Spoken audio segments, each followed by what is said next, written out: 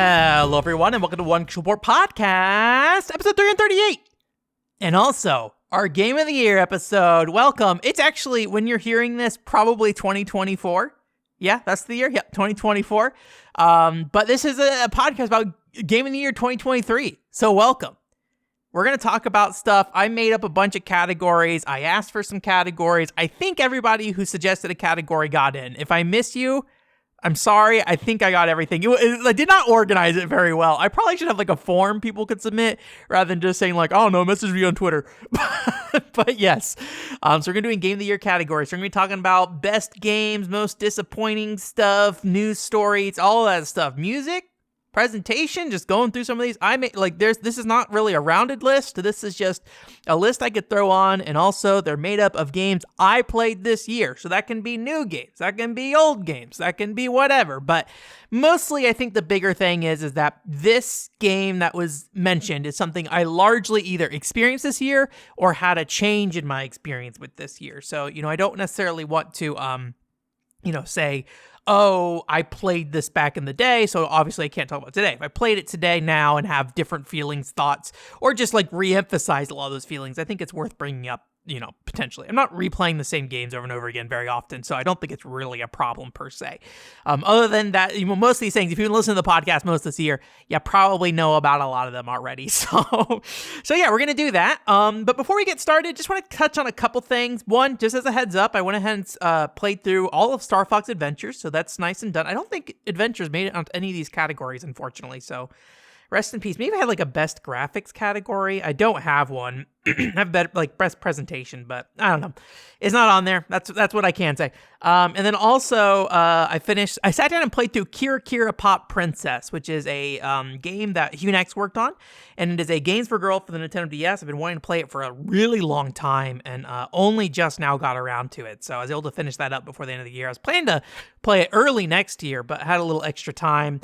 Want to take some time away from Final Fantasy XI as well, so I wanted to do that. Since we are doing this Game of the Year episode this week, I went ahead and did some review kind of things. Like, when I talk about games that I finish on the podcast, right? I went ahead and did like some reviewy kind of stuff around that for WarioWare Snapped, and also, what was the other one?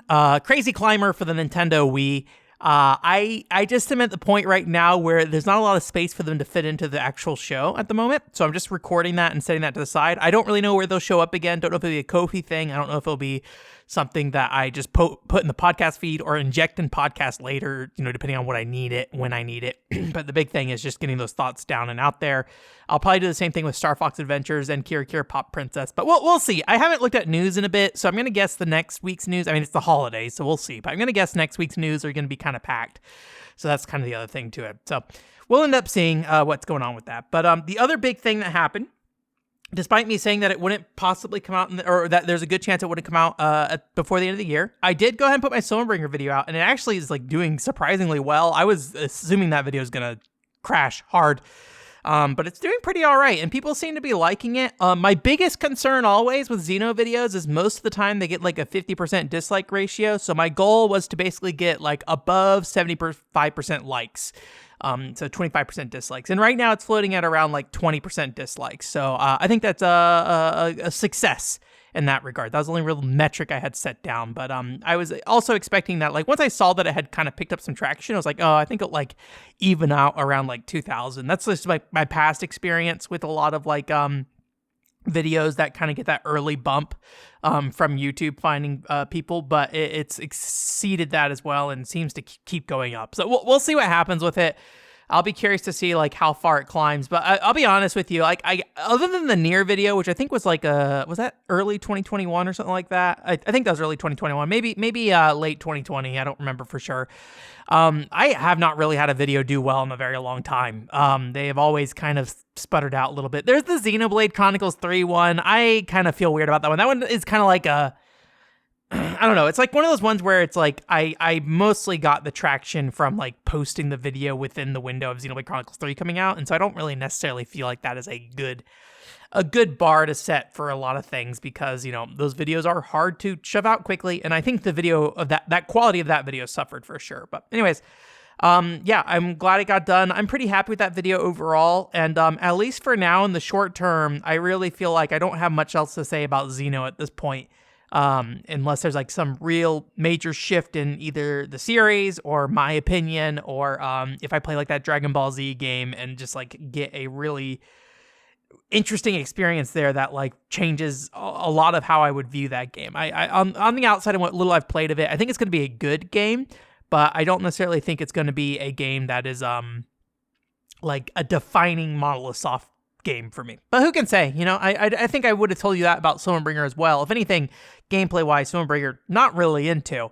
But definitely that last act of the game kind of transformed that game in a lot of ways for me. So I'm really glad I sat down and played through and finished it through and through. So anyways, in terms of what's next though, I got to do PCFX fan club stuff, so I need to do that first. But then I am looking at revisiting the Animal Crossing video, and then I also need to kind of touch back on Final Fantasy XI stuff again. If you haven't watched it, there is a draft of that up on the Ko-fi. Anybody can watch it. It's not locked away behind a paywall or anything like that. And I had a proof of concept of what I wanted to do with that video. That proof of concept I don't think is particularly good. I learned a lot of lessons from it. So I'm hoping to kind of implement that in a more refined version of that, and start putting that together and start seeing what I want to do with that. The problem is that there's really no end to that video per se.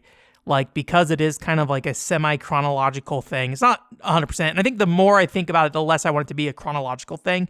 But I think early on, especially, you know, going step by step is important. I think once you get beyond a certain point, that's less important.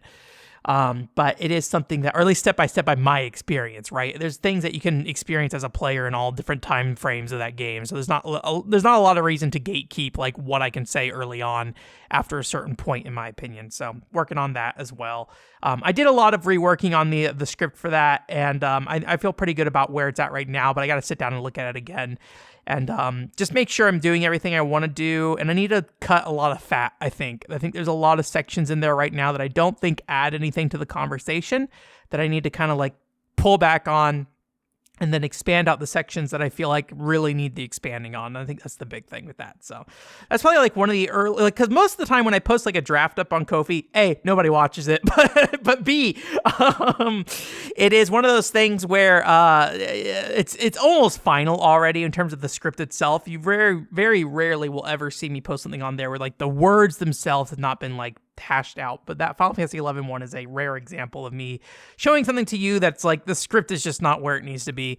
Animal Crossing as well was another example of that, I guess. So I guess I did that twice recently. But the Animal Crossing City Folk video is kind of dead in the water from that perspective, like what that video was originally going to be. It's now completely transformed into another video in my head, at least. I have not actually written anything for it, but in my head, assuming everything comes out on paper perfectly fine, it will probably be a very different video than what it originally was.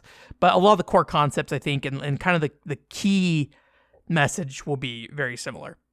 Anyways, and that's going to be that. So yeah, again, thank you to everyone who supported me on Ko-fi this year. I really appreciate it. I had a lot at the end of the year here, but you know, I yeah, it's one of those things where it's always weird to ask for it, but at the same time, you know, I do a lot of this work out of passion, and it's good to do and all that stuff, but it definitely, when like somebody's willing to financially support you for what you do, there is like a nice, I guess, like sense of value that comes with it a little bit more. Like, it's just like, oh, somebody actually values my work enough to you know, give up something that they did to consume it, right?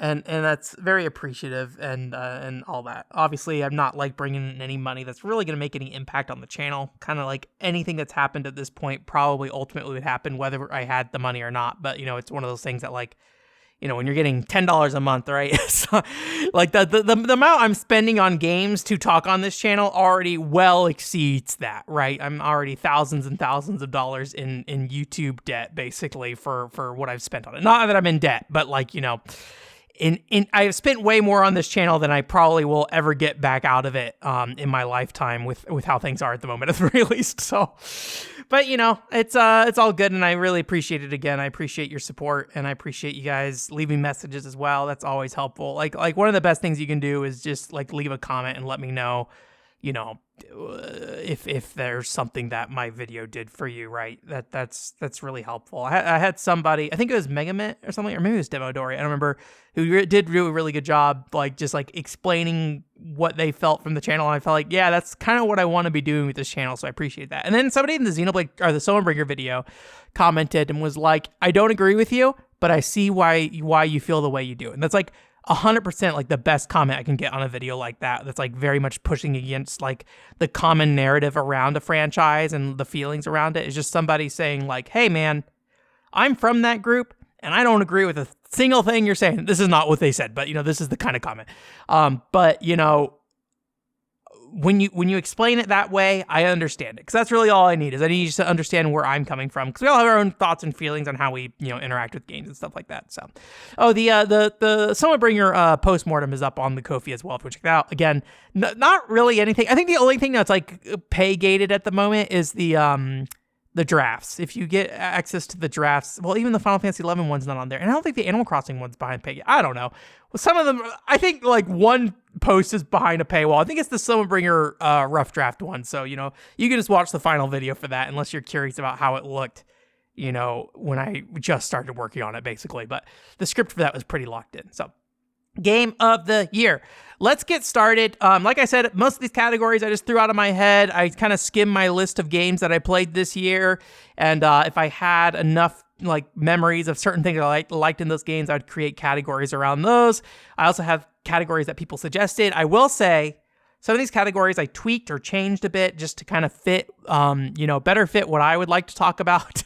But hopefully it's inspired by enough. If I do know of like some massive changes, I will try to note that, but just know that like if I say someone asked something or suggested something, there's a chance that I tweaked it, so it might not be exactly how they asked it in the first place. But let's get started with the first question. It's actually a really hard question. It's actually the last category I made, but I was doing a lot of like higher level like game stuff where I'm like best game, best import, blah blah blah blah blah, and I was like, I really want something that's like a little bit more. I want some things that like focus a little bit more on specific parts of games. So I basically went and took some categories and made those around that. And one of those categories is best character. And best character goes to a handful of characters here. Well, I mean, I'm going to do like the winner, and then I'll have the runners up. I don't really know if I should say the runner up first or just go to the winner, then go to the runners up afterwards. I don't know how award shows work. My best character for this year is Kuyo from Tokiden Kiwami. I like Kuyo a lot. Kuyo's a dude who, you know, this is a game that's about like basically a war-torn Japan that is being basically enveloped by demonic Oni and stuff coming in. And Kuyo is a really interesting character because he had to like basically sacrifice half Japan to protect the other half of Japan. And I like that he does that a lot. Because like I like how they portray it, because he doesn't feel a lot of regret about it. Like he does feel like by the end of that game, you know, he feels something about it, right? But the bigger thing is that like he still stands by that. Like for him, that was the right choice. And it does like create this like bad precedent for him where he's like willing to sacrifice anybody as long as it protects basically the survival of the people, right? And I feel like that kind of thing is something that you would typically see out of like a villain of a game. And I think Kuyo, they definitely try to present as going to be a villain in that game, but I really like that aspect of him. And in the end, I think they don't, I think they really justify his character the way he is and make him very likable despite, you know, his willingness to basically sacrifice, you know, people to protect a lot of other people. And I really like that about his character a lot. And I'm glad they committed to that and that it wasn't something that like they just like changed faces like at the end of the game. I don't really like it where there's very quick resolutions to character development like that. I like the idea that like Kuyo probably, he is on the path to, you know, become a better person, I guess. But, you know, they dig into the kernel a little bit, like what makes him tick a little bit, and tries to, you know, show how your character and your actions like tweak his worldview a little bit at a time without really like saying, oh, you made him completely change his mind about stuff. But he's a really cool character. he's very good at like deceiving people and stuff like that as well, which I really like, which makes him kind of a wild card in that story a lot. We got some runners up. We got the owner from Final Fantasy 13 2, Saz, Heads or Tails, the gambling DLC. He's the casino owner. Casino owner doesn't say much in that game, but he has this big long speech at the end where he's talking to Saz about the flow of time and stuff and like destiny. And that like kind of like random side character who has way too much knowledge, but also is just like a dude who owns like a time and space casino. I think is very cool. Very like, if you think of like Castlevania, like Saint Germain-ish in some ways is what Owner reminds me of. I love that kind of character. I don't feel like I see nearly as I don't feel like I have nearly as many of those characters in my life these days. And Owner was like a nice kind of like warm re-embrace of that character for me. Idea, I talked about Idea a lot in Somabringer's video. I think the hard thing with Idea is that like there's not anything super special about her as a character, but because of like how that game is structured, she is very direct and very straightforward in ways that I think a lot of JRPG characters are not. And I really enjoy that about Idea herself. I think all the other characters in that game in a lot of ways are the same way because of just the time limitations, but Idea is the main focus of that game. So that's why she gets kind of that special treatment there. And I really like her. She is definitely like one of my favorite Monolith Soft characters. Lisa from Kira Kira Pop Princess. If you don't know, Kira Kira Pop Princess is a game about you taking over a club in a rainbow city, and each section of the city has their own color. You're in White Angela Land or something like that. And then in Orange Land, Orange Street specifically, there's a character called Lisa who's a punk. She's a part of the Death Gang or something like that. And she's a really fun character because, I think as you might expect, she acts really tough, right? But she's got a soft spot on her kind of thing. And like they do it in like really fun ways where she's like actively telling you to like get out. She's like, you're too cute a girl to be here. You're too soft for these streets or whatever. And like you guys talk a lot about like basically the fact that like she's not tough enough for Orange Street kind of thing. And then so Lisa will like actively kind of push you away and try to get you out of the place despite willingly dancing for you, or dancing with you rather, so you can learn her style. But one of the fun scenes with her is that she basically, you lose the dance battle and she basically like shoves it in your face and then is like talking about like teaching you to fight instead, and she's like showing you a comic book or something, and then she's like, so go home at the end of the whole conversation. And then as your character's turning around to leave, she's like, oh wait, it's dangerous outside. Let me walk you home. She like walks over to the door like to get her shoes on and stuff. It's pretty cute. I really like Lisa a lot. She's a fun character. And most of these categories I only have 3 runners up. This one I did make a special exception. I really like Nicole from Xenoblade Chronicles Future Redeemed. I think this is the only time we talk about Future Redeemed in this podcast. The unfortunate thing about Future Redeemed is just like story-wise, it's just too impenetrable for most people. Like for anyone who's not deeply invested in Xenoblade, it's inaccessible. So while it's a great game in a lot of ways, and it does a lot of things to improve Xenoblade Chronicles 3, it's not something I'd ever recommend to anybody. And as a standalone video game, I don't think it's particularly good. I think Torna's way better as a standalone video game. Anyways, Nicole's a really cool character. This is the kid that's basically Shulk's son, and Shulk and Fiora's son, I suppose. And what's really interesting about his character is, like, I don't know if they ever said straight up in any interviews or anything like that, but he definitely feels like a character that has basically like some kind of mental disorder kind of thing, maybe like autism or something like that. Hopefully none of those words are offensive. I'm sorry if it was, but like, I think the reason why I like it is because it's like really handled really well. And I think like a lot of characters are very willing to like take a step back and like try to kind of work with Nicole and figuring out what he's trying to communicate and stuff. And I think that's really cool. I think that's a really fun, like, I think the thing is like, it's a really, from a video game perspective, let's take away like, weather representation or whatever and stuff in games. Let's take all that out. I'm not saying it's really cool because it's a way to represent in games. I sorry if that's something that, I don't know. I'm talking about video games right now, right? I'm not talking about like how people should be portrayed in media. But like, I think it's really cool that the way they did it just felt really unique. And it felt like it was very, very like a very good way of like focusing more on the community, like working with somebody to help them with their communication rather than focusing on the fact that they do have a communication problem and then like that character being kind of locked up the whole game. I feel like everybody is kind of on board of like working with him to get through his like speech stumbles and things like that. I think that's really cool. And it's a unique way to have dialogue in a game, I think, is a lot of ways, or distinct maybe. I always say unique, but unique is always bad because obviously other things, there's many games in the world I don't know. But for my experience, is one of the only games I can think of that have done that for me, for that. Anyways, that was a long category. Hopefully they don't take this long. I might try to speed it up a little bit. And some of these games are going to repeat, so I don't need to explain them every time. Best import game, Kira Kira Pop Princess. So this actually came out in Europe, so I played the European release. But Kira Kira Pop Princess is a great rhythm game. It's definitely, if you're a Bimani fan, you're not going to be super into it, I'm sure. It's just not that level of difficulty, right? It's not going to give you that challenge. But I do think it is really challenging on its own on normal.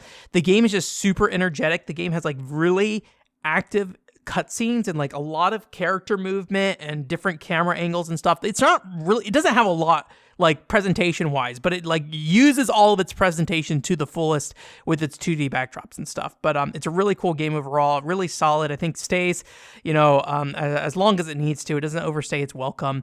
There are some fashion elements that could be better, but overall, very good. The runners up for that is Cinnamon Roll Fua Fua Daiboken. That's that Cinnamon Roll Game Boy Advance game where you kind of fly around and stuff. We'll talk about it more later. Dog of Bay. Dog of Bay is the dancing animal game thing where they're in a bar and stuff like that. I thought that was a really good game as well. And while this isn't necessarily import, Chase Jokers, because you can't really import. I mean, you can import an arcade machine. Most of us are not, but it's a Japanese-only game, right? Chase Jokers, I thought that game was very cool, very fun, competitive 3v3 kind of game. Maybe there's some extra allure to it not being accessible to me kind of thing, right? But I think it was a really good game overall. One of my best, experiences I had with a Japanese game this year. Japanese-only game in that case. But Kira Kira Pop Princess is in Europe, is in English, but it's not in the US. But I'm an American boy, so it's an import game for me. Yeah. Most missed live service game. This is a question inspired by Luna's question, which I think was reached end of life category or something like that. So I kind of tweaked it a little bit because some of these things I was not aware they ended their life, but now, or one of them really, but now I do know and I do miss them. So number one, most missed live service game of the year, Final Fantasy VII, The First Soldier. Look, that game I think maybe accidentally killed battle royales for me. I love that game in a lot of ways, and now when I play other battle royales, I just think it's a lot less interesting than The First Soldier, unfortunately. But Final Fantasy VII First Soldier, great battle royale game. I'm glad I played it when I did. I'm really sad that the last couple months of that game were just really difficult to get good games in because I really enjoyed it early on, and I wish I played it more longer. But I got to move on at some point a lot of times, right? Unless I'm really trying to do something with the game, I usually just need to move on. And if I'm not learning something new and stuff like that, I'm happy with my experience with First Soldier. At the end of the day, I'm not going to regret it too much. Freedom Wars, this apparently shut down a couple years ago, I think 2021, but apparently it is fully dead, and I just found out this year. This is a really cool Monster Hunter style game for the PlayStation Vita. It's not my favorite. Tokiden 2 is my favorite Monster Hunter style game, but Freedom Wars has a lot of really cool stuff behind it with its style being very kind of post-apocalyptic, but also it's like God Eater in a lot of ways, but I think just a lot more cooler in some ways. God Eater's kind of nerdy in a lot of ways, where I feel like Freedom Wars is neater, but it's in a prison system basically where you're one of the prisoners and you have this weird kind of relationship with your prison where you have a pride of the prison you're in, but they're also the ones entrapping you and stuff. So it's very strange. I can't think of too many games where you just this is not an accurate representation of prison, I'm sure, but too many games where you have a prison home relationship thing. Although I think a Yeast game had a prison section in it or something. I don't know, but Freedom Wars is based entirely around that. So, and then Babylon's Fall is on this list only because I couldn't think of anything else that really jumped out at me. I don't really miss it that much. So actually, I take it back. Babylon's Fall, not on this list. I don't miss it. So that's it for that category. Best presentation. I think this is a culmination of all visuals, music, tone, all that stuff. Number one, again, Dog of Bay. I think it just did a really good job of just creating this really cool bar atmosphere. And I think the animals, people kind of aspect of it where they're pets who run away from home is a nice, additional thing about the kind of I guess the the vulnerability of a lot of those characters and the position they're in and kind of stuff, and kind of like the, I guess, depression they might be in as well. That game reads to me as a very depressing game if you read into it a little too much. But maybe I read into it a little too much is the other thing. So yeah, if you want to know more about that, I did a Dog of Bay video with that. Runners up, Kier Pop Princess. That game's got a really nice style to it, full 3D models with like a cell shaded look kind of thing. Again, just really great use of very limited assets here. And they really, I think the big thing with Kier Pop Princess is that like it takes that Games for Girls dialogue that's like really spunky, really upbeat, and just like invests that in every other part of the game as well, like invests it in there. So like every part of the game feels like how those games read, which is I think very cool about Kier Pop Princess. And I'm looking forward to doing some kind of like talk through of that over on the podcast or wherever that ends up being. Barbie and the Three Musketeers, just a really nice looking game. This is a WayForward game for the Nintendo Wii, PC, and there's a DS version as well, but I haven't seen the DS version really. Just really nice aesthetic game in terms of just like the art style and stuff. Very hand-drawn backgrounds and stuff like that. Just nice game. Music was pretty decent too, although the last level's the best music in my opinion. Tokiden Kiwami, definitely not a visual showpiece in terms of visuals because this is the original Tokiden, but remade for PS4 if you didn't know. But it's a PSP game originally, so it doesn't have like the best like visual style in terms of like pure polygons, right? And Tokiden 2 even later on didn't have that either. But the big thing is with Tokiden is I think just aesthetically, everything kind of comes together with that mix of like feudal Japan and like the Oni demons and stuff. And they do a really good job mixing all the music into that. And it just like, it's a very consistent game tone wise. And because like the story is all about death, I feel like there's a very like dark feel to it all in a way, but it's like dark in like, I think of the right ways, not in the ways that are like, oh, look how edgy our game is, how dark it is. It's just dark in the way that I think people have their relationship with the world and things like that. I think that's the bigger thing. Favorite RPG. This was suggested by Dark Aura, I think on our Discord, but Night Draco on Twitter, maybe? I don't remember for sure, but Dark Aura is what I know him mostly by.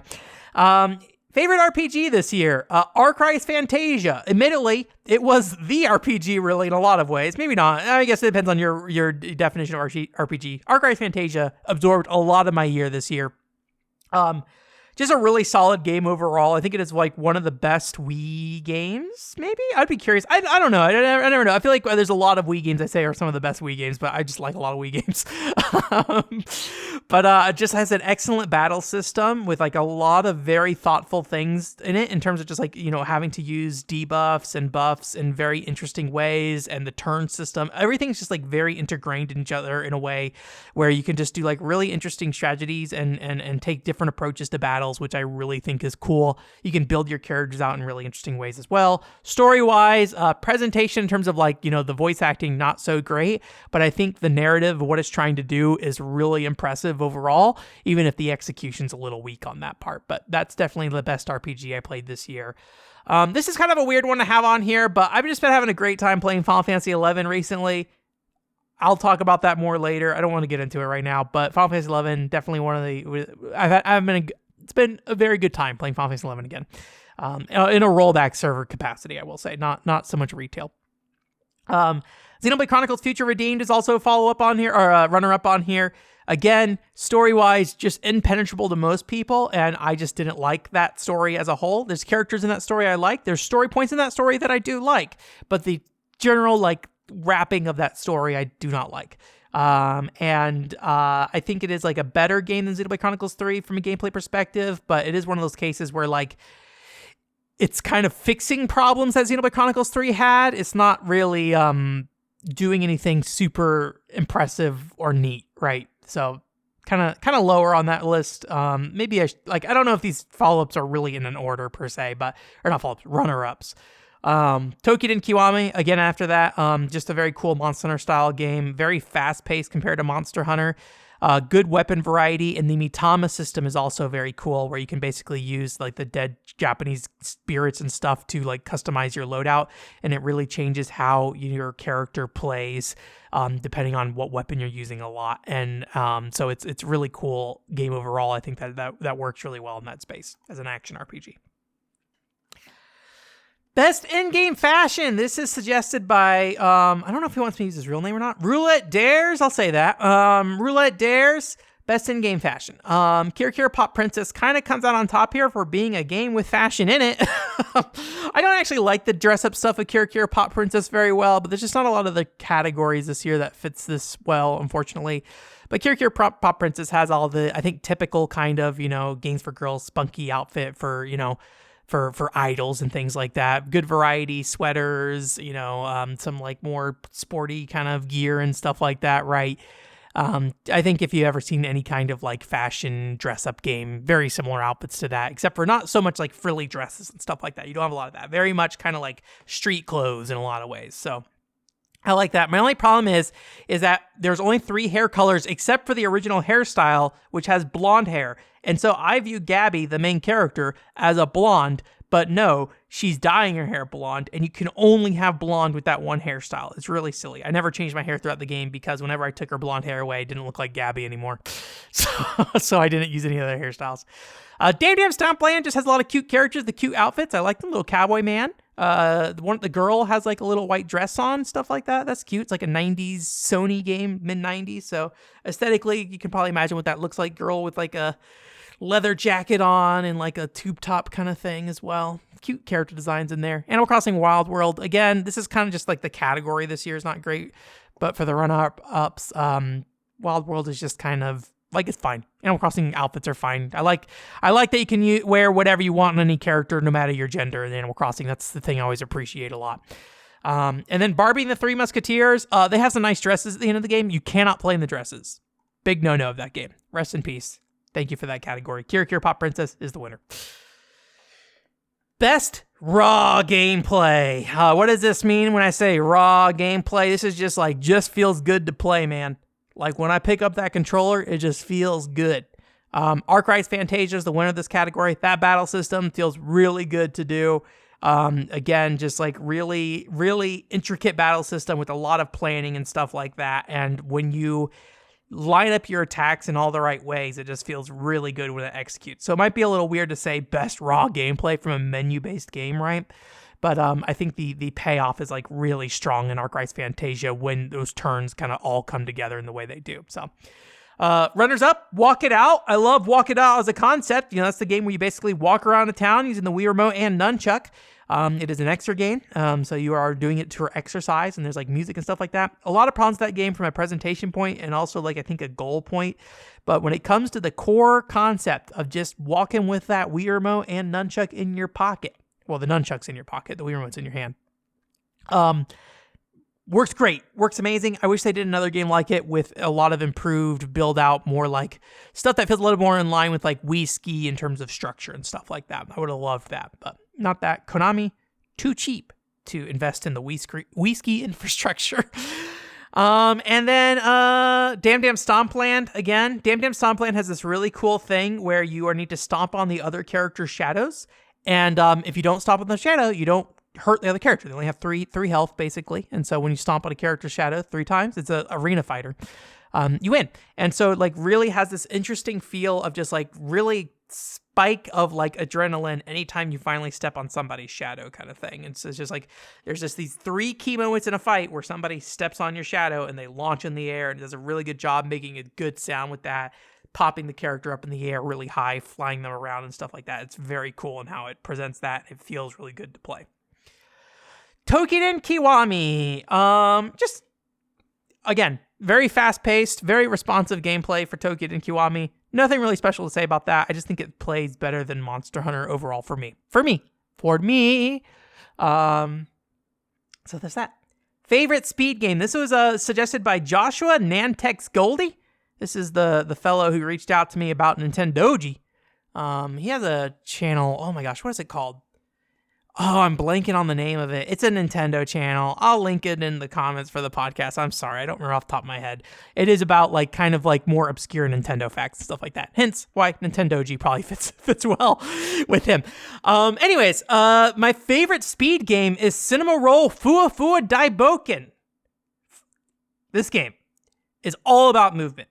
And while it starts slow, you can only move around Cinema Roll with the D-pad. He can roll to the side and spin in the air and stomp to the ground. And once you get all those moves, it's all about maximizing your movement using those abilities. It's very cool. Well, I make it about that. I mean, it's a game with a timer and stuff and a score and stuff like that as well. And so it's all about like maneuvering around and stuff like that. It's very cool. You have to collect all the food items in the correct order. So if you want to get the right score and stuff like that. So if there's any game that's probably a good speedrun game that I've played this year, Cinema Roll Fua Fua Daiboken, number 1. Runners up, I've been watching a lot of Mario 64. I mean, I just been watching a lot of simple flips. And Mario 64 just looks real good whenever it's in motion still. So that's not something I played, but always the appreciation of Mario 64. I watched a lot of Mario 64 this year and last year. Crazy Climber for the Wii. There's a lot of problems with Crazy Climber for the Wii if I ever surface my impressions of that. But when you are moving in Crazy Climber for the Wii, and when you know your route of what you need to do to get up the tower, it's very cool. You're waggling the Wii remote and nunchuck to climb up these window seals, and then you're swinging the Wii remote right and left to jump from other window seals to another. And there's this really satisfying like bring, bring, bring. And so the goal is to never stop moving. And as long as you never stop moving, your combo never drops or get hit by something. So there's a lot of potential there. Unfortunately, I think the Wii remote itself is not a good control scheme for that. So play it on Dolphin maybe, and with some buttons maybe. I don't know. Maybe that'll destroy some of the magic. But for me, the inconsistency of the controls, motion controls on Crazy Climber Wii just make it really hard to enjoy. Splatoon 2, I think, is also a really good speed game. I mean, I really could say this about any Splatoon game, I think, but when you think about the single-player aspect of Splatoon and just how that movement works in that game and, you know, how you have to kind of, like, paint the surface and, like, build your own paths and then manage your ink tank while you're kind of sliding around in the ground and stuff, a lot of really cool ideas there for movement and stuff. Splatoon 2, not a game I like very much, but the core movement for Splatoon, and I think in that single-player context in terms of speed, probably very good. Most disappointing game. We're talking about sad times now. Most disappointing game for me for sure is Street Fighter 6. I really wanted that World Tour mode to be more interesting, and it just didn't end up being that. I just don't think it was a very good mode for me. I enjoyed the idea of the mode more than the execution, and it lasted way too long, so I really kind of came to begrudge it in a lot of ways, I think, by the end of it. But very cool mode overall. The core gameplay, I'm sure, is fine, and Street Fighter fans and fighting game fans have definitely embraced that, right? But the World Tour mode, for sure, I just think really could have been more. It's one of those things that I can't complain too much because it's like a bonus mode in a fighting game, right? But I do think it was like kind of a core selling point of that game for me, so that was a little disappointing. Gunvolt Luminous Avengers X2. I'm going to be honest with you. I probably talked about this on the podcast. I do not have a lot of strong memories immediately about what I didn't like about Gunvolt Luminous Avenger X2, other than I just recall it not being that fun because I had already played Luminous Avengers 1, and the story in Luminous Avenger 1 is better as well. Like, I generally prefer Luminous Avengers 1, X1 as a whole. So I think it was just like, there's just not enough going on there that was interesting.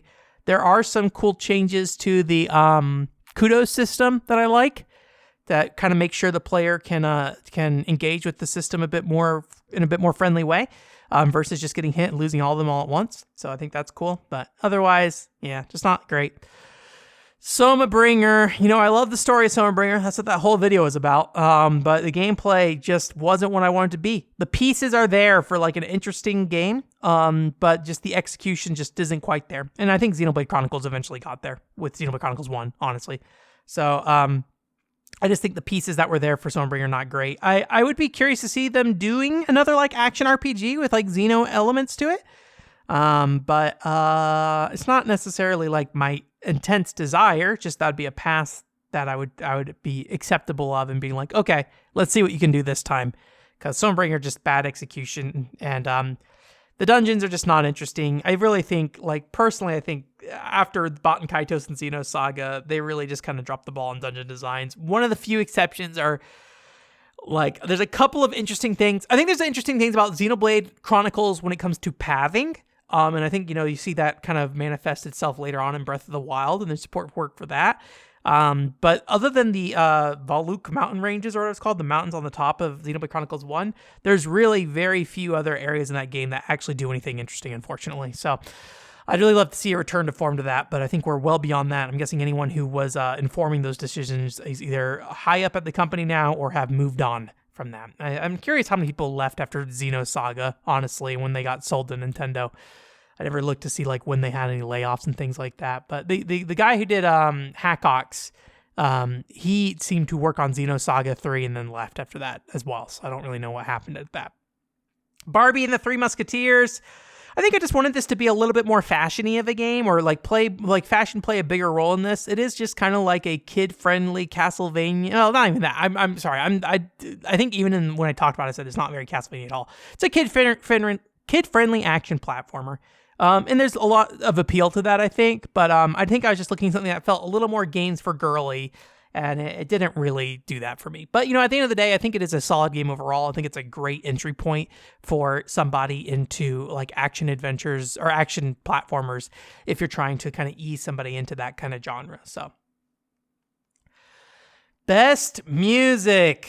Tokiden Kiwami. It is a lot of just like Japanese instrumentation, like old Japanese instrumentation, but the soundtrack is really good. I'm really bad at describing anything about what makes a soundtrack good other than I like that. So I don't think I have anything else to say about that. Runners up, we got Cinema Roll, Fua Fua Daiboken. Just a very charming soundtrack, very GBA, chippy tune kind of soundtrack with that. Dagabe, really strong soundtrack as well. All the songs fit those characters really well. I like that they have a character connection there, but it is just like really good. I don't know. I feel like there was like some group they worked with to do that song, or maybe it's just the dance group. I don't remember. I feel like there's a story behind that music. I think the voice actors were like fairly prominent as well, but a lot of good music in there. Kirikiri Pop Princess, a little on the other side of Dagabe. Like Dagabe, good music that you can play a rhythm game to, right? Kirikiri Pop Princess, maybe not like Dagabe. I would listen to that soundtrack in a car.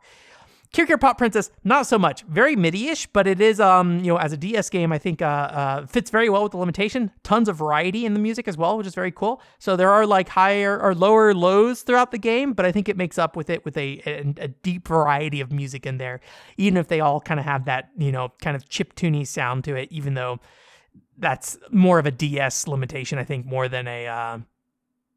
Well, it's also part of how that game works, because it's one of those games where like if you miss a note, that note gets cut off in some way, right? So I think they had to kind of do it that way as well. But anyways, good variety of music in Kirikiri Pop Princess.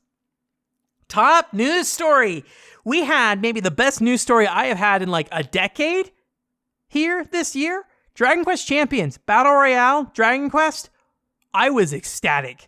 I was shaking with how excited I was when I saw Dragon Quest Champions announced. That's great.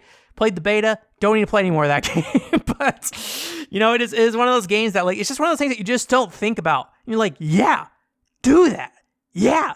I think that's why, like, the whole, like, Dead by Daylight spin-off game was kind of a noteworthy thing for me in the Game Awards this year to some extent, because I'm just like, oh, the Supermassive guys working on that. It's just like, oh, it's a surprising thing, but it makes a lot of sense, right? Dragon Quest Champions does not make sense. And so, like, I love that kind of thing. Previously, the king of this was, what was that game called? What's the Xbox game called? Oh, what's it called? I'm blanking on it.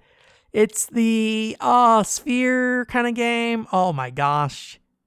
Not Dying Light. It's an Xbox game. Phantom Dust. Phantom Dust 2.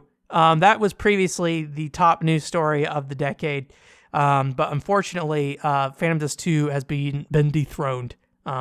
So, Dragon Quest Champions, thank you so much. Other good news stories for me this year. A Tokadol lives on. Tons of crossover content for a Tokadol and other properties. Would love to see a Tokadol come back into some form at some point, but my impression has always kind of been a Tokadol did not necessarily perform the way Konami probably wanted it to be. It just, even like Oreka Battle seemed to get way more support than a Tokadol, despite it being an older game. So I'm glad that it's getting like, life through, Battle Conductor, through Card Connect, things like that, right? The other big new announcement for me was Oren being announced, yet the new game in kind of the Oreka Battle lineage. I have not played it yet. I think it had a closed beta test, but I don't think it's launched yet. I skipped the closed beta test just because I was busy that month. But I am really excited to check it out. I didn't really get a chance to play a Rekka battle that much. So despite me being kind of like, okay, it's a Rekka battle again, probably for the most part. I do think it is like something I would really benefit from sitting down and playing and understanding. So that would probably give me more context for a Rekka battle as a whole as well. But presentation from the closed beta looks really cool as well. So I'm really glad. But those games are always like top tier on presentation. So. Biggest surprise, Transformer Cybertron Adventure. Sorry, biggest surprise game. Transformer Cybertron Adventures as a video game. Look, I expected it to be decent, right? I played Tom Clancy's Ghost Recon, which is also by Next Level on the Wii. And, you know, I like Tom Clancy's Ghost Recon a lot, and I kind of just expected a very similar experience to that. Transformers Cybertron Adventures, or is it Cybertron Adventures? I think that's what it's called. Is just like, it's kind of in a lot of ways that game, but like cranked up to 100, which I really like. I mean, it's a different game in a lot of ways. It is a very different game in a lot of ways. It is crazy how different those two games are. But it just like feels really good to play. The balance feels really good overall. Each weapon has its own purpose in like a way, but like it's like just the right difficulty, I feel like, as well. The presentation is really good. Game looks great, very cinematic. The intensity of that like kind of last stand on Cybertron. Again, I don't know anything about Transformers, but like it got me invested for that 2 hours that game was. It was really cool. And I think overall, with the exception of like the Decepticons voice acting being kind of like the traditional kind of Saturday morning cartoon voice acting, I thought the like Autobots voice acting felt very in line with like a Call of Duty game, like Real Heroes Firefighters on the Wii, stuff like that. I think it's very strong in just about every way possible, which I really appreciate.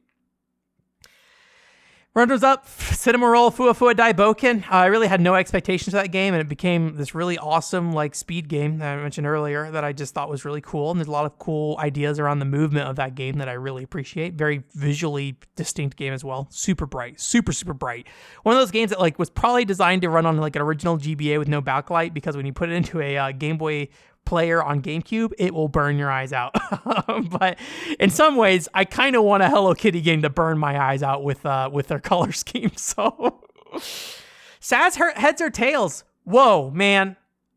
Look, part of me says I'm sad I waited so long to play Saz Head or Tails, because you know it's 13.2 DLC and I played 13.2 in like early 2010s.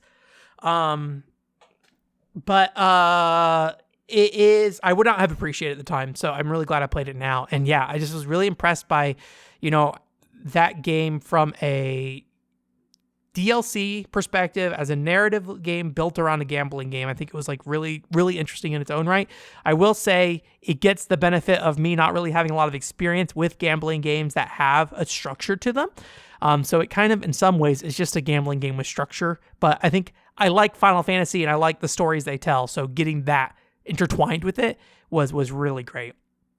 And then also a runner-up, Squad E Head to the Beach. This is DLC for Valkyria Chronicles 4. I played that this year as well. I think there's just a lot of really cool ideas built around that mission that they put out in there.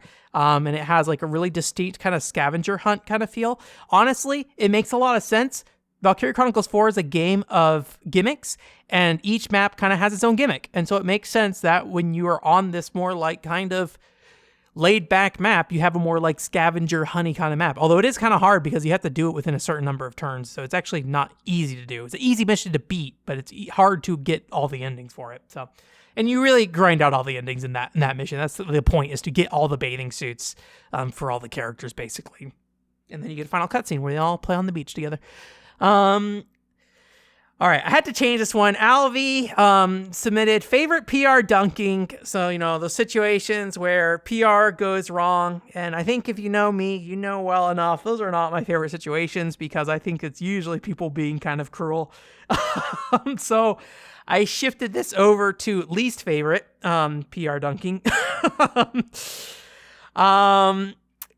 And, it's hard. This is a hard one because I think there's different intensities, I feel. I have one here listed as my biggest one, but I think I might change it now, because I think there is one that is more of a disappointing thing to me than the other one. And that is the day before. We talked about this recently on a podcast. I don't know the behind scenes situation with the day before, but that's that survival horror game I guess survival MMO game, or in some ways, whatever you would call it. It basically launched in early access. Everybody who was excited for it hated it. They returned like half their copies. The company went out of business. The developer went out of business. And then the publisher is basically shutting the game down immediately. And I think the servers are online until like January something. So you still can play it right now, but it's only going to be up for like a month or two. People handled this incredibly poorly. Everybody's on the train of saying it's a scam and all that stuff. As far as I can tell, every step of the way, there's a lot of communication, after the launch happened. People are getting their refunds. They're not only refunding people who ask for it, but they are now refunding people actively. So anybody who bought the game is going to get a refund. And it's just really hard for me to see all the steps that happened in this process and how it's a scam. It just doesn't make any sense to me. So I think that's one of those situations where people got riled up and they're not going to learn their lesson. They're just going to move on with their life. And I think it's just, I don't know. The only one I feel sad for in this process is, assuming there's no foul play in the background, because, what do I know?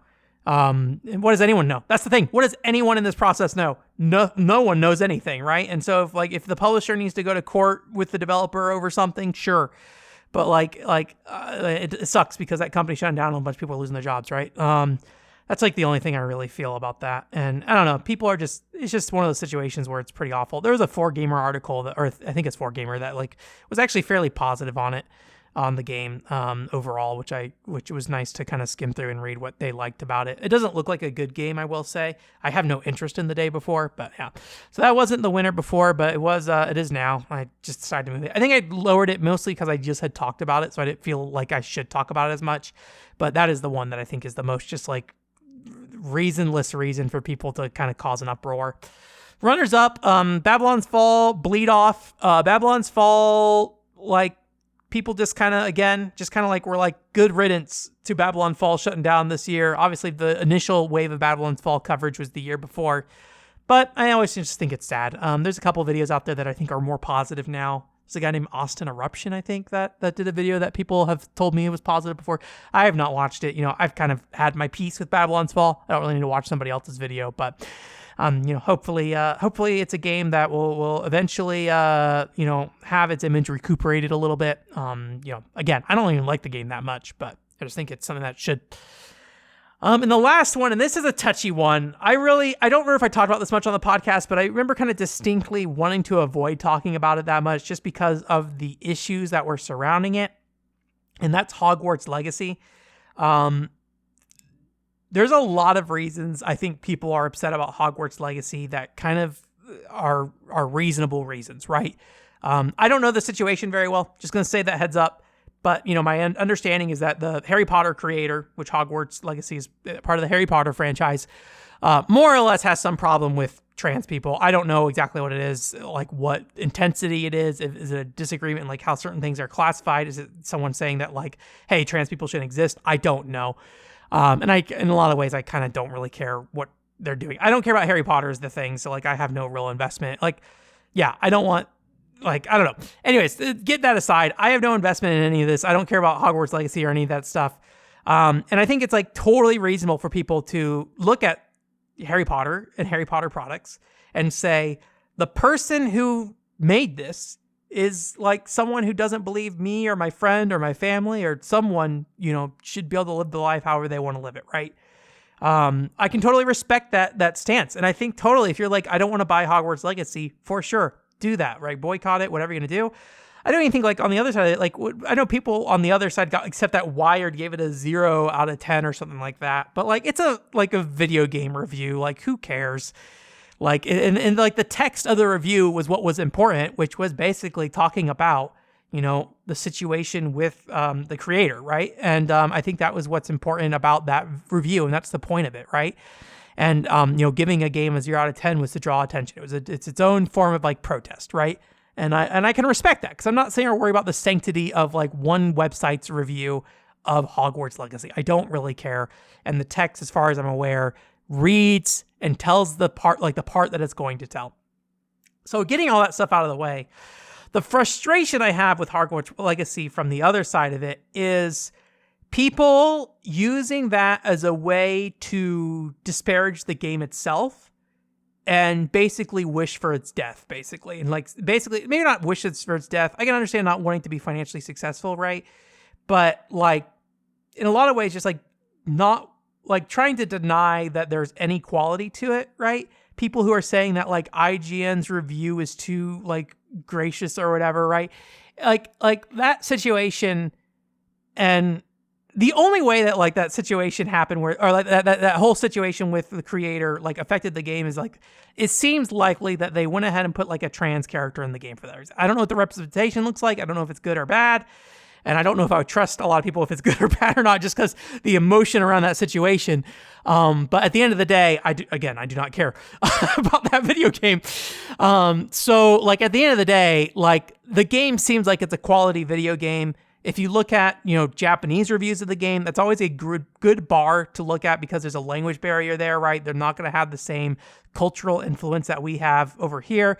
You can look at the Japanese reviews. They're positive. They like the game, right? And obviously there's more to it than just that. But that is a something that I think is good. It's like something to think about with Babylon's Fall. One of the things I did with Babylon's Fall was go and read Japanese game reviews. And they're just like, again, they didn't think the game was like amazing, but they're like, this is pretty all right.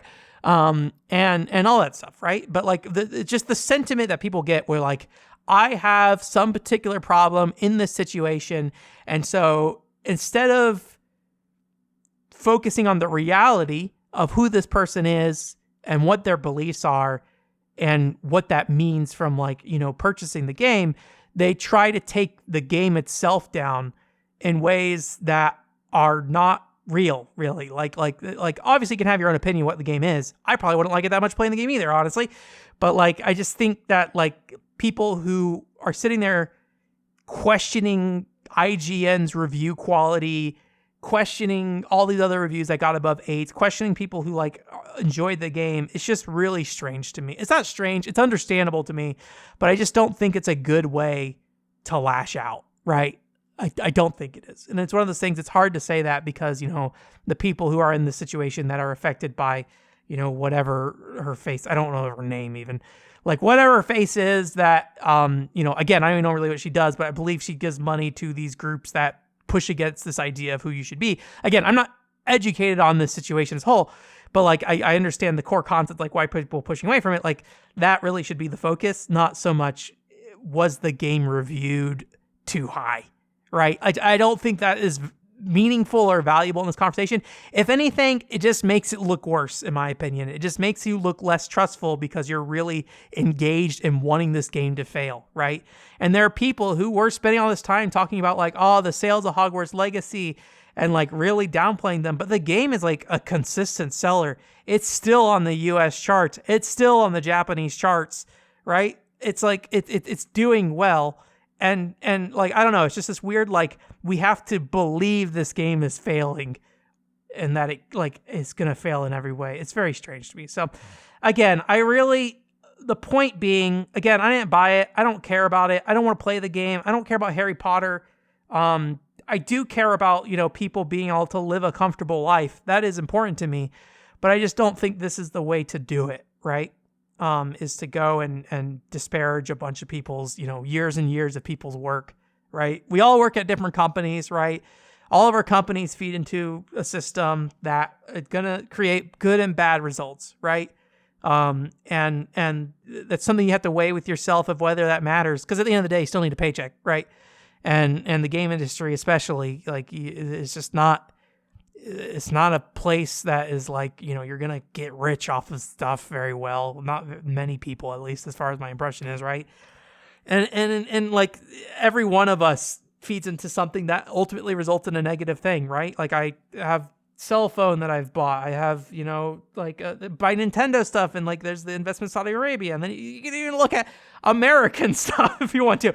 I'm not going to sit here and like talk about worldviews and stuff like that, but like, every one of your dollars goes somewhere and ends up with a person with different positions and values, right? So again, I don't think you should feel wrong about boycotting and not giving your money to that, but I just think there's a much different problem than did IGN review Hogwarts Legacy very well. So that was originally the number one, but I honestly think the situation with the day before is more egregious because in the case of the day before, I don't think anyone was hurt. At the very least, with Hogwarts Legacy, you could make the argument that any sale goes into royalties, which goes into the Harry Potter creator, which she could essentially spend on, campaigns or whatever to hurt you, right? That's my kind of feeling with that. So anyways, that's something, it's always tough. It's tough to talk about that stuff. I feel a little bit better being a ways out from it. We're not really talking about it anymore. So, but, I just hope it's one of those things that, like, if you were feeling that way about it, just take a step back and think about, like, what that means for the game itself, right? And, like, I'm not saying that, like, the game needs to be something you love, but I just don't see a lot of connection between that situation and how people should feel about a video game that was, as far as I'm aware, pretty independently developed from J.K. Rowling. Is that her name? I've been thinking of the Lord of the Rings guy this whole time. Tolkien. I was thinking of Tolkien. It's like, I'm pretty sure that's not them, so I won't say their name. I think it's J.K. Rowling might be right. I'm sorry if I get that wrong, but yeah. Anyways, there we go. Sorry, sorry I flipped your category around, Alvy, but that is what we wanted to do. More positive stuff, maybe. Most wanted game to play this year. Dragon Quest Monster Battle Road. I never played it, but I really wanted to. It's one of those games that it's going to take a lot of investment and time because it's a Japanese game and it's got a lot of resources. I understand it's a card game, so it's basically Pokemon, right? And so I have to understand like what each of these Pokemon essentially do, monsters essentially do, and the intricacies of them and stuff like that, right? So that's something I need to sit down and play this year, or I wanted to play this year, but never did. Dear My Son, always think about Dear My Son. That's the Otome game where you play as the mom with two kids. You're raising two kids and you have mentors for them. You can date their mentors and stuff. Very fun. I'm really looking forward to that. Hunex game. Someday I'll play that. That is still the number one Otome game on my brain at all times. Oh, that's a runner-up, though. Final Fantasy VII. I feel like I haven't been saying runners-up, and really, at the end of the day, does it really matter? I don't know. Don't care. What really matters is the conversation, right? Final Fantasy VII. Ever Crisis also on the runner-up list here. I really want to see that first soldier story, but I'm not letting myself do that until I play Final Fantasy XI. So rest in peace, or take a step away from Final Fantasy XI. And the last one's Final Fantasy XIV. I had a really intense Final Fantasy XIV Think session earlier this year that didn't go anywhere, but I think it put me in a good position to reapproach that game again. Been needing to reapproach it since 2020. Back, ready. Dracula's coming for you. Or no, Simon's coming for you. Belmont's coming for you? I don't know. I'm thinking of the Dracula rap song. Anyways, so that is something I would also really like to play, but never got around to. And I don't know when that will happen, but hopefully sooner rather than later. This segment, games that Ben thought the most about this year. Sponsored by Fireweed. Fireweed suggested this. I think the thing is, this is kind of just one of those things that the just inevitable because of just how this video went. The Silverbringer video is a really big deal. However, if I were to say as a whole, the thing that I thought most about, because the Silverbringer part of that video is actually the fairly easy part of that video, the Xeno series. I thought a lot about the Xeno series this year, reevaluated my feelings on Xenosaga, rethought, a lot of things of how I felt about Xenoblade Chronicles. Future Redeemed made me think a lot about what Xenoblade Chronicles means to me today. My feelings about Xenoblade Chronicles 1 and why I felt like it was almost like a hollow enjoyment of it. I think Silverbringer helped show me why I felt that way with Xenoblade Chronicles 1. And there's just a lot of things to think about, and I'm really glad it all came together pretty well in a video. It just took a long time. That's definitely the most intensity. Fighting games, we got a little bit of a fighting game segment there this year. I'm really sad that hasn't amounted to anything yet. I did buy SNK Heroines, so I want to check that out at some point for PC specifically. And then also Samurai Warriors Showdown Samurai Warriors? Samurai Showdown. I want to play that as well. I played a little bit of that this year. Really enjoyed it in the arcade, but the PC version just has not dropped to a price that I would be open to buying it at this point. It's just not that cheap. So I would be open to buying it, but it's not cheap enough for me to buy in advance of me wanting to play it, basically. So yeah. Final Fantasy XI, big thinker this year on that. Again, these are runner-ups.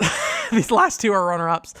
Or these last three. So fighting games are Xeno series the winner, fighting games runner up, Final Fantasy 11 runner up. A lot of my time on the rollback server of Final Fantasy 11 has given me a lot of opportunity to rethink my feelings about Final Fantasy 11, solidify them in some ways that I never could before because I just didn't have that direct experience with the game anymore. And the direct experience with the game that I played, right? Because the modern Final Fantasy 11 is not the same game, right? It is a different game in a lot of ways.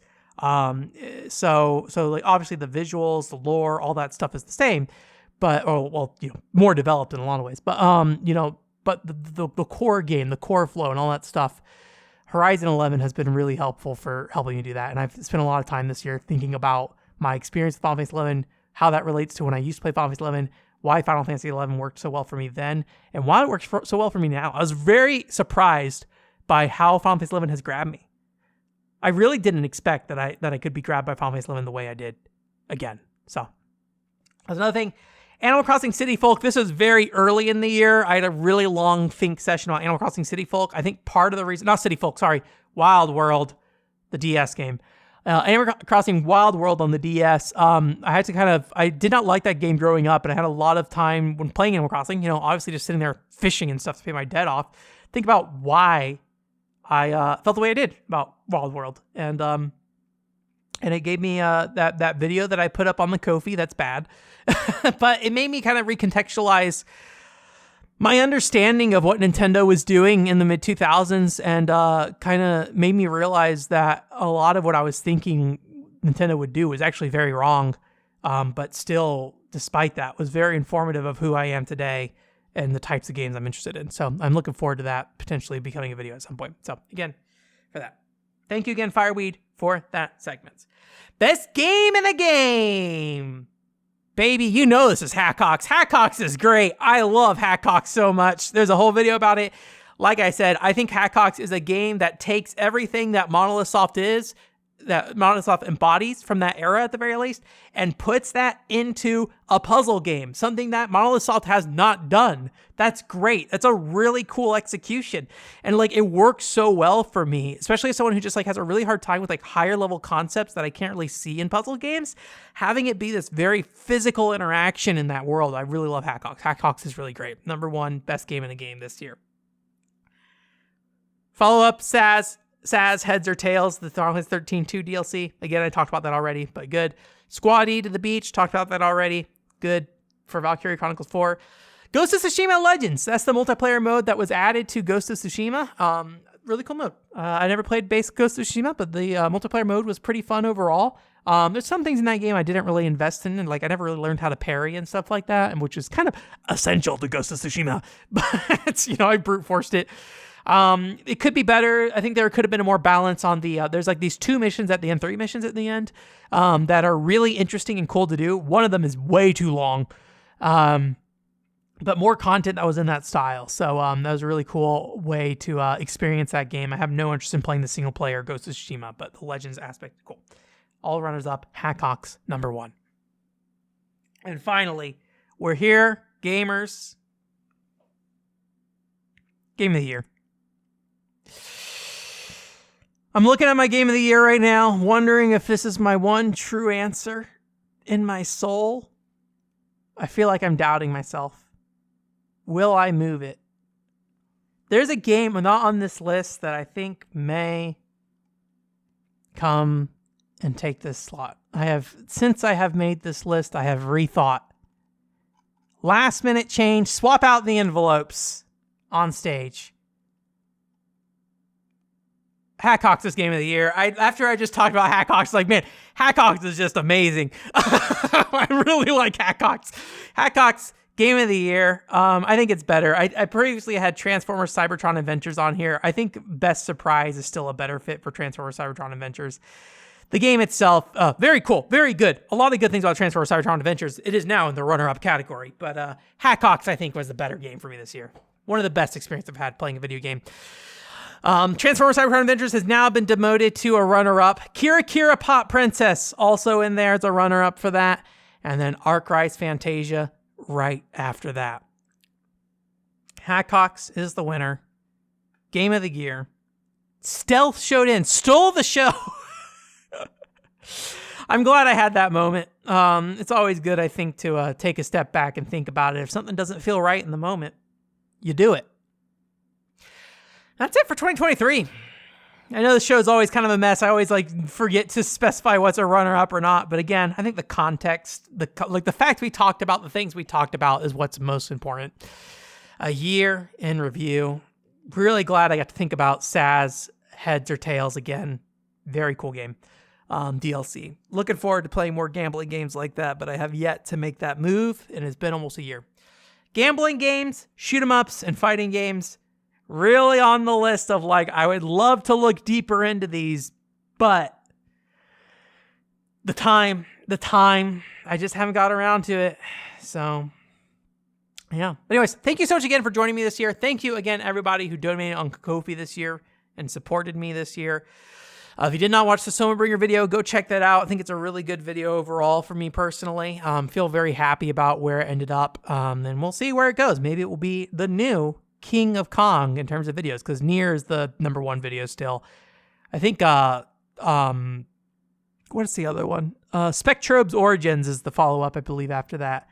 And maybe what was after that? I think it's the Phantasy Star Online Portable review is. That's a bad review. I've not looked at it recently. It's an old and bad review. Oh, I'm surprised so many people watch it and so many people like it too. It's 240p video. Anyways, I don't know. I wonder if people are reviewing Phantasy Star Portable today, right? Who's talking about Phantasy Star Portable today? I'm be really curious if anyone's doing that. I'm sure somebody is. Anyways, out there having their own podcast, they just named Phantasy Star Portable 2 their game of the year. Anyways, that's going to be it. OneShowWar.com is the website. Join us on Discord. We chat a lot in there. It's a good time. We have weekend sessions where we watch movies, sometimes play games and stuff. We chat. But for me, it's mostly, I just want to chat most of the time. I'll watch a movie, and sometimes the movies are good. But mostly I'm just I'll just chat for 5 hours, basically. And more recently, the habit of gonna chat while playing Final Fantasy XI. So that has been helpful in its own way. But yeah, fresh new year coming up here. Looking forward to it. I got a video game that I'm making eye contact with right now. I'd really like to check out. I won't say what it is just in case it doesn't show up, but making eye contact with it right now. I'm really hoping we can get more videos out next year. Really outside of Babylon's Fall and Summerbringer, we only had kind of 2 little smaller filler videos in there as well. Dog of Bay came together in 2 or 3 days, right? And then the Hancocks video took a while to come together, but came together very smoothly. But that's a very traditional video for me. But I think nobody is nobody out there is going to go and talk about Hancocks, I think. So I felt very good about doing that myself. So yeah. But anyways, dream the dream of more content next year. I hope you guys stick around. Hope you enjoy it. And hopefully 2024. Start thinking up your 2024 Game of the Year categories for me to answer next year. And let me know on the 2nd of this year, so I'll forget them immediately and not remember by the time the Game of the Year comes around. So, yep. Anyways, talk to you later. Bye. Have a good new year. Have a good year. I'm talking to you still, but have a good year. Bye. Oh, wait, I forgot I was going to leave you guys with the Love and Berry song, Daddy. We're going to listen to the Daddy's Angry song or whatever it's called. I forget the name of it, but I've talked about it enough on recent podcasts. It's let's just dump the song in here.